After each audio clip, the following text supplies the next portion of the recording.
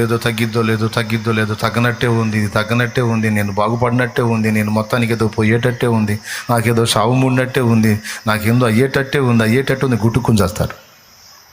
అయా వినండి, పెద్దోళ్ళు, చిన్నోళ్ళు, ముసలోళ్ళు, కుర్రోళ్ళు అందరూ వినండి. నీ వల్ల కాదు, వైద్యుడి వల్ల కాదు, కానీ యేసయ్య వల్ల అవుతుంది. నీ వల్ల కాదు, వైద్యుడి వల్ల కాదు, యేసయ్య వల్ల అవుతుంది. ఆయన అవసరమైతే నీ కాలానికి ముందే నిన్ను గాజేయగలడు. అవసరమైతే ఇంకొక 40 ఏళ్ళు నీ లైఫ్లో పొడిగించనుగలడు, 15 ఏళ్ళు పొడిగించనుగలడు. హిజ్కియా నా పని అయిపోయింది అనుకున్నాడు. దేవుణ్ణి అడిగాడు, ఎందుకు ఏడుస్తున్నావు అన్నాడు. ఇంకా బతకాలని ఉంది అన్నాడు. బతకాలా? సరిపో, ఇంకో 2 ఏళ్ళు బతుకుపో అనలా, ఏకంగా 15 ఏళ్ళు బతుకుపో అన్నాడు. సరే నువ్వు పొడిచేదేదో పొడు, 15 ఏళ్ళు ఇస్తున్నా పో అన్నాడు. ఏందండి 15 ఏళ్ళు అంటే మామూలు విషయమా? అయిపోయింది అన్నోడికి 15 ఏళ్ళు పొడిగిచ్చాడు సోదరా. నరుని ఆయుష్కాలం ఉంటే 10 ఏళ్ళు, అధిక బలం ఉన్న 80 ఏళ్ళు అని 80 ఏళ్ళకి క్లైమాక్స్ అని చెప్పిన మోషేకి 80 ఏళ్ళకు వచ్చి దర్శించి ఇంకో 40 ఏళ్ల జీవిత కాలాన్ని పొడిగించి 80తోనే అయిపోయిందిరా జీవితం అన్నోడికి ఇంకో 40 కలిపి 120 అనిపించాడు. కొంతమందికి అనుమానం, నా పరిస్థితులు మారో, నా దరిద్రం పోదు, నా అప్పులు తీరో, నా జీవితం మారదు, నా బతుకు ఇంతే, దేవుడు కూడా కనికరం లేదు, దేవుడు కూడా వదిలేశాడు, దేవుడు నన్ను కరుణించడు, దేవుడు కూడా నేను నచ్చలేదు, నేను ఎవరికి ఇష్టం లేదు, మనుషులకి ఇష్టం లేదు, దేవుడికి ఇష్టం లేదు, నా పరిస్థితులు మారో అనుమానం, సందేహంతో చచ్చిపోతారు.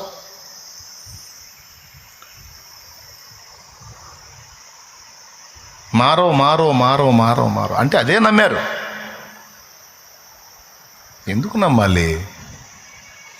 నీ ప్రాణం ఉన్నంత వరకు నీకు నిరీక్షణ ఉంది. నువ్వు బతికున్నంత వరకు నీకు నిరీక్షణ ఉంది. నీ భూమి మీద దేవుడు ఊహించినంత వరకు నీకు నిరీక్షణ ఉంది. ఏ ఘడియలోనైనా నీ పరిస్థితులు మారవచ్చు, దేవుడు ఖచ్చితంగా మార్చవచ్చు. నువ్వు అదెందుకు నమ్మవు? ఏదైనా విశ్వాసమేగా. మారదు, నేను పోతా, నాకు తగ్గదు, ఇదేరో, ఈ బతికింతే, ఇది మారదు అని ఆయన అనుకోవటం విశ్వాసమే. మారిద్ది, ఖచ్చితంగా స్వస్థపరుస్తాడు, బాగుపడతాను, విడుదల పొందుతాను, నా బాధలు తీరతాయి, నా అప్పులు తీరతాయి, దేవుడు నాకు నూతన జీవితాన్ని ఇస్తాడు అనేది కూడా విశ్వాసమే. నీ దరిద్రం కాకపోతే నువ్వు అలా అనుకునేదేదో ఎలా అనుకో. ఏమయ్యా, అవునా కాదా? ఏదైనా అనుకోవటమేగా. నువ్వు అలా ఎందుకు అనుకుంటున్నావు? సైతానుగాడి ఆలోచన. నువ్వు వాడికి ఎందుకు అవకాశం ఇస్తున్నావు?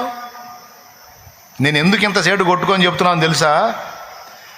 ఇన్ని మాటలు వింటా కూడా చేస్తున్నారు, అందుకని చెబుతున్నా. ఇంతసేటు గొంతు దించుకొని మొత్తుకొని ఇంత ధైర్యం చెప్పి ఇన్ని రకాలుగా చెప్తున్నా కూడా ఎక్కడో చోట ఏదో ఒక వార్త వస్తానే ఉంది, సచ్చారని. కడుపులో మండిపోతుంది. వాళ్ళని మళ్ళీ బతికించి 4 బాధాలు అనిపిస్తుంది. నేనేం చెప్పాను, ఎందుకు ఇట్లా చేశామని. అందుకు శాలేమన్న ఎందుకు ఇట్లా చెప్తాడు, ఈ విషయాలు ఎందుకు చెప్తాడంటే మైండ్ పోయి కాదు, లేకపోతే వేరే సబ్జెక్ట్ లేక కాదు. ఇప్పుడు హృదయాల పరిస్థితి ఎలా ఉందో దేవుని ఆత్మకు తెలుసు కనుక ఆయన మాట్లాడతాడు. అందుకని ఇక్కడికి వచ్చినప్పుడు ఆయన వశానికి అప్పగించుకొని మాట్లాడతా. లేకపోతే ఏదో సబ్జెక్ట్ చెప్పుకొని మమ అనిపించుకొని పోవచ్చు, అబ్బాయి పండితుడు అనిపించుకొని. ఆ పాండిత్యం ఉడుకు కావాలి, చచ్చేవాడు బతకాలి, అది కావాల్సింది. నా పాండిత్యాలు కాదు, పరిశుద్ధాత్మ స్వరం ప్రజలకు అందాలి. కొడగట్టిగా కొట్టి దేవుని మహిమపరుద్దాం.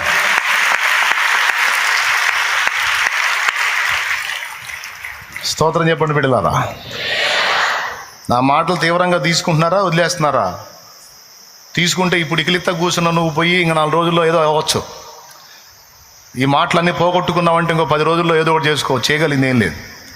అందుకే కూర్చున్నప్పుడు మైండ్ని ఎక్కడో సంచారం బాగోనీయకుండా ఏం చెప్తున్నాడో దేవుడిని అడిగాను, ప్రార్థన చేశాను, నా తండ్రి నాతో ఏం మాట్లాడుతున్నాడని మనసు పెట్టి తీసుకోవాలి, హృదయంలోకి తీసుకోవాలి. నువ్వు నెగిటివ్గా ఎందుకు అనుకుంటున్నావు? పాజిటివ్గా అనుకో. ఏదైనా అనుకోవటమేగా. నా అప్పులు తీరు, నా బాధలు పోవు, నా పరిస్థితులు మారు, నేను బాగుపడను, నా పిల్లలు మారరు, నా ఇల్లు మారదు, నా సంసారం మారదు, నా శరీరంలో రోగం తగ్గదు, నాకేంత ఇంకా ఎక్కువ అవుతుంది, షుగర్ ఏందో ఇంకా పెరిగిపోతుంది, బీపీ ఏంది ఇంకా పెరిగిపోతుంది, గుండె దాడేంది ఇంకా పెరిగిపోతుంది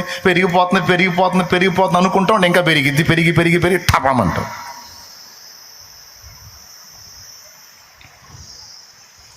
షుగర్ పోయిద్ది, బీపీ పోయిద్ది, గుండె దడ పోయిద్ది, ఆయాసం పోయిద్ది, అన్నీ బాగుపడతాయి.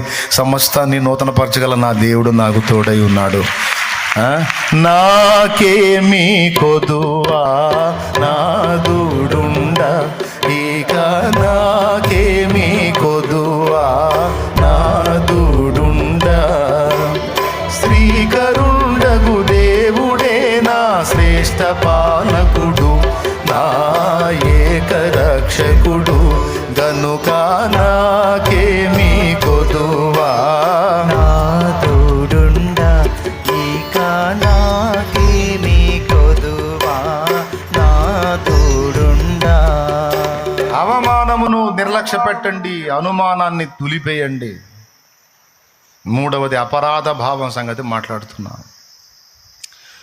బిడ్డ, నువ్వు ఎప్పుడైతే దేవుని కొరకు నీతి నియమాలలో బ్రతికి దేవుని కొరకు గొప్ప కార్యాలు చేయాలని మనస్సులో ఉవ్విళ్ళూరుతావో, నీకు ఈ టైపు మైండ్ ఎప్పుడైతే వచ్చిందో, ఇక వాడు నీ లిస్టు బయట వేసుకుంటాడమ్మా. వాళ్ళ లెక్కలో నువ్వు తెగుళ్ళు సోకిన వ్యక్తివి, వాళ్ళ లెక్కలో నువ్వు డేంజర్ వ్యక్తివి. అయ్యా, నువ్వు ఎప్పుడైతే ఆత్మని రక్షించాలి, దేవుని పని చేయాలి, ప్రార్థనలో ఎదగాలి, వాక్య ధ్యానంలో ఎదగాలి, దైవ సేవ చేయాలి, అనేక ప్రాంతాలకు వెళ్ళి ప్రకటించాలి, నేను దేవుని నామాన్ని మయంపరచాలి, దేవుని నామాన్ని ఊరేగించాలి అంటే ముందు చెప్పిన రెండిట్లోంచి వస్తాడు. ఈ రెండిట్లో నువ్వు తప్పించుకుంటే మూడవది వాడు వదిలే తంత్రము లేదా అస్త్రము అపరాధ భావం. ఇక నీ లిస్టు ముందేసుకుంటాడని చెప్పాగా, నీ వీక్ పాయింట్ల లిస్టు. ఇక ఎక్కడో చోట ఏదో సన్నివేశంలో నువ్వు ఎక్కడో చోట జారి పడేటట్టు నిన్ను శోధిస్తాడు వాడి పేరే శోధకుడు. వేట కుక్కలాగా పొంచుండి ఎక్కడో చోట నిన్ను చిక్కించుకుంటాడు. నోరు జారేటట్టో, కాలు జారేటట్టో, చెయ్యి జారేటట్టో, కన్ను జారేటట్టో. కొంతమందికి ఏ పాపం ఉండదు, మితిమీరిన కోపం ఉంటుంది. ఆ కోపం ఎంత తీవ్రం అంటే వచ్చిందంటే బాధకుండా వదిలిపెట్టరు మనుషుల్ని. అది రేగిందంటే, బీపీ వచ్చిందంటే ఖచ్చితంగా పెట్ట బాధకుండా వదిలిపెట్టరు. వాళ్ళు మళ్ళీ వ్యభిచారం చేయరు, ఇంకొకటి చేయరు, దొంగతనం చేయరు, నరహత్య చేయరు, ఇంకేం చేయరు. కోపం వచ్చిందంటే కోటింగ్ పడాల్సిందే. కొంతమందికి కోపం ఒక వీక్నెస్, కొంతమందికి దుష్ట తలంపులు ఒక వీక్నెస్, శరీరేచ్ఛలు కొంతమందికి వీక్నెస్, లైంగిక ఉద్దేశాలు కొంతమందికి వీక్నెస్, భావోద్రేకాల్లో కొన్ని రకాలు ఉన్నాయి, అవి కొంతమంది వీక్నెస్. ఎంత పర్సనల్, బయటికి ఎవ్వరు అర్థం కారు, ఎవరికెవరు అర్థం కారు. అందరూ కూడా తెల్ల బట్టలు వేసుకొని పరిపూర్ణ పరిశుద్ధులా కనపడతారు. ఈ తెల్ల బట్టలను ధరించిన శరీరం ఉందే, అది ఉత్పత్తి చేసేదంతా పాపమని దేవుని గ్రంథం చెప్తుంది. పాపాన్ని ఉత్పత్తి చేసేదానికి ఇప్పుడు తెల్లబట్ట దొడిగామన్నమాట. ఒరే దరిద్రుడా, శరీరంగా తెల్ల బట్టలు దొడిగా పవిత్రంగా బతుకురా నీచుడా అని ఎవరికి చెప్తున్నావు? మన శరీరంగా అడిగి మనం కలిగి ఉన్న శరీరానికి చెప్తున్నాం. ఈ జీవన యాత్రలో జరుగుతున్న పోరాటంలో, నీ మనసు మీద దుష్టుడు చేసే దాడుల్లో, శరీరేచ్ఛలను రెచ్చగొట్టి నిన్ను బలహీనపరచాలని వాడు చేస్తున్న కుట్రలలో, ఎక్కడో చోట ఏదో ఘట్టంలో ఏదో సందర్భం ఏదో ఒక విషయంలో నువ్వు డిస్టర్బ్ అయ్యేటువంటి ప్రమాదం ఏర్పడినప్పుడు, శత్రువు నిన్ను శోధించి గెలిచినప్పుడు, వాని నుండి నీవు తప్పించుకోవటానికి యేసయ్య రక్తము, యేసయ్య రెక్కలు, యేసయ్య పాదాలే నీకు ఆశ్రయం, నాకు ఆశ్రయం, మనకు ఆశ్రయం. పాపం చేయొద్దు, అది ఎప్పుడూ మంచిది కాదు. పాపం ఎప్పుడు మనకి ఇబ్బందినే తీసుకొచ్చింది కానీ ఎప్పుడు మంచిని తీసుకురా. కానీ కొన్నిసార్లు మనం టెంప్టేషన్కి గురవుతాం, బలహీనపడతాం, శోధించబడతాం, డిస్టర్బ్ అవుతాం. చేయొద్దు అని జాగ్రత్తగానే మనల్ని మనం భద్రం చేసుకుంటాం. కానీ కొన్ని సన్నివేశాలు వాడు మన ముందుకు తీసుకొచ్చి మన అడుగులు జారున్నట్లు మనల్ని శోధిస్తాడు.